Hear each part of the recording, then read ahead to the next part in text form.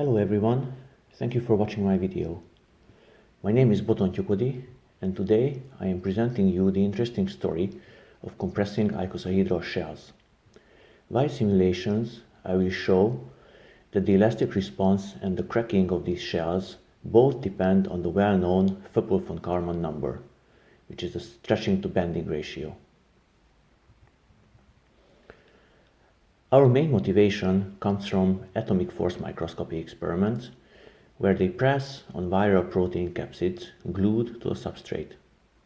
The tip of the cantilever pushes on the virus and one can measure the force displacement curve. At the beginning, at small strains, the compression is reversible and then there is damage caused to the capsid. Here on the right, we see periodic compression and the corresponding fatigue behavior of human adenovirus. Now, these experiments are really impressive, but there are some limiting factors to them. They are quite difficult, they take a long time, and there's not much structural information measured. Moreover, the load depends on the shape of the tip, and it's quite hard to isolate the effects of substrate adhesion. In addition, there are rate effects due to viscosity and so on. So to get better insights into the mechanical response of capsids, we carry out simulations.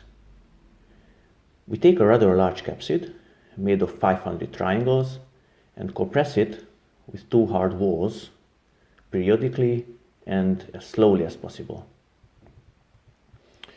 So here's a movie of what that looks like. Colors correspond to the local elastic energy. The first few loads are purely elastic, so no cracking is allowed there, but then cracking will be allowed. All subunits, all the triangles are identical here.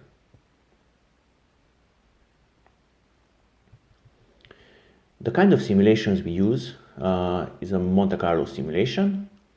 We have triangular subunits whose edges can stretch. They can bind to each other along a preferred dihedral angle, and any deviation from that dihedral has a bending energy cost. Then we implement a series of Monte Carlo moves and their reverse moves, such as closing a crack, creating or closing a wedge, moving vertices, and so on. Each of these moves satisfy detailed balance with their reverse moves.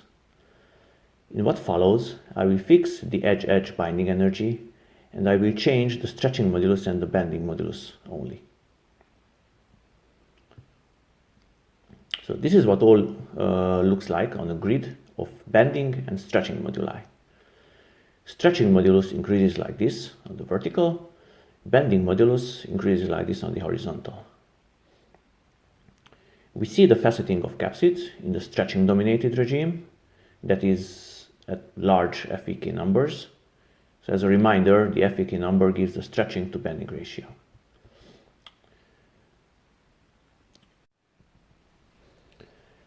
In the bending dominated regime, the capsid is the most spherical. Feel free to rewind and rewatch this because there is a lot going on, but essentially we observe three qualitatively different behaviors depending on the FVK numbers.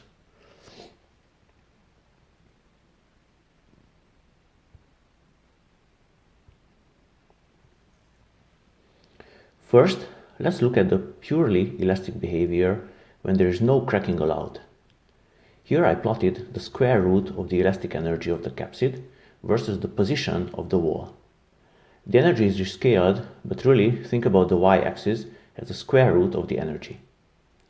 What we see is very similar to ping-pong ball experiments. The shell buckles and there is a hysteresis between loading and unloading. Most of the elastic energy is accumulated along the narrow rim of the contact with the wall.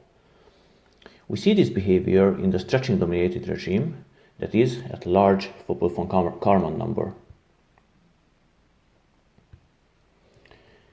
At intermediate FVK number, we see an almost linear behavior, all the way up to huge 50% of strains. Note that this is different from what you would see in a Hertzian contact of an elastic sphere with a hard wall, where this delta exponent would be 2.5, not 2. We believe the reason for this linearity up to huge strains is that the deformation energy is quite evenly distributed throughout the shell. Then what happens at low FVK numbers? The load-unload is reversible, but now most of the elastic energy localizes around the poles and involves a few subunits only. And this is just a summary of the elastic response. Now, what happens when cracking is allowed? How do these capsids crack?